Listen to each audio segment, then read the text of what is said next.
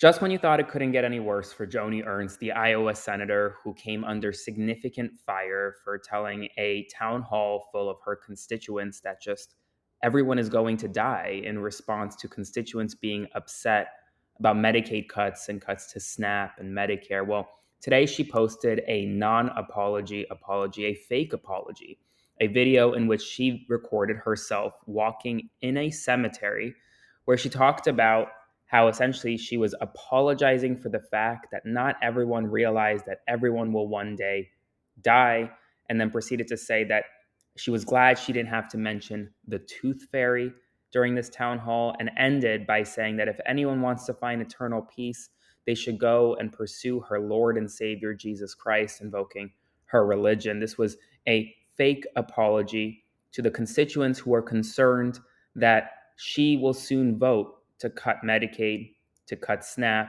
and kick 13.7 million Americans off their health care. The nonpartisan Congressional Budget Office, which considered the bill that Joni Ernst is about to vote on, made clear that the bottom 10% of Americans will suffer the most, while the top 10% of Americans will benefit of the most. And clearly, she doesn't care, doubling down on her statement made earlier this week. Now, before I continue, please consider subscribing to my Substack by clicking the button below, or sending a one-time donation to support my work to Aaron-Parnas on Venmo. I am only funded, or primarily funded, by you, not big corporate sponsors or billionaires, and I can only fight back and pursue the truth every single day with your support. In addition, a Missouri town has now turned on Donald Trump after a New York Times report highlighted how a local waitress who had been in the town for decades was detained and arrested by ICE officials in the past couple months. And now this small Missouri town known as Kennett, Missouri, which voted for Donald Trump with about 80% of the vote, is turning on him because residents did not vote for deporting mothers and grandmothers. They voted to deport criminals, and clearly that's not what Donald Trump is doing. And so this major MAGA farm town is now having buyer's remorse.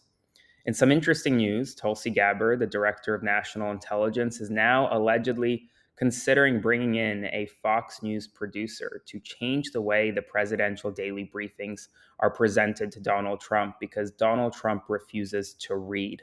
No, I'm not making this up. She may try to change it into Fox News style videos rather than written briefings, because Donald Trump has only participated in 14 intelligence briefings through the month of May of this year, compared to 90 for President Biden and 63 for President Obama during that same time period in their first 120 days or so. A reporter covering the Pentagon for One America News, which is OAN, says that she was fired after criticizing Defense Secretary Pete Hegseth's efforts to limit press access and crack down on the media within the Pentagon.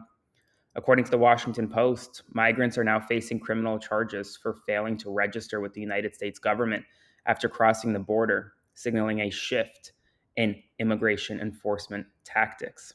One day, or days after over 100 undocumented immigrants were arrested in Tallahassee, News 6, a local Florida station, obtained an email suggesting that some troopers were instructed to remove their name tags during future ICE-related actions.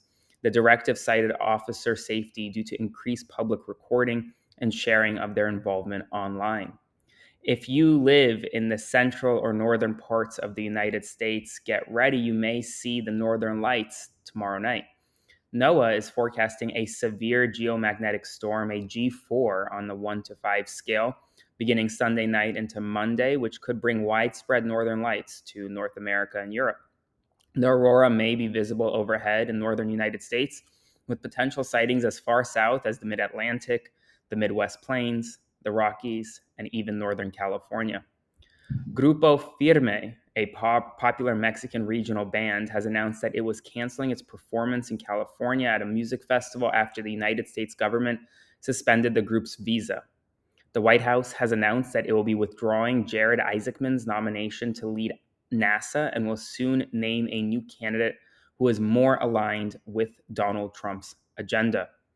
10 men who escaped from a New Orleans jail over 2 weeks ago by cutting through a wall behind a toilet were reportedly aided by at least 14 people, including friends and families, according to court documents. Officials near the US-Canada border were caught off guard when a truck carrying roughly 250 million honeybees overturned, unleashing a massive swarm. And there have been now two major medical breakthroughs regarding advanced breast cancer and other types of cancer that I detailed below in the Substack. So feel free to go check it out and read the science behind it. But major, major news nonetheless. That's all the news right now. I'm going to go get some dinner. Please consider subscribing to my Substack to support my work by clicking the button below, or supporting me by sending a one-time donation to my Venmo to Aaron-Parnas. And I'll see you in the morning.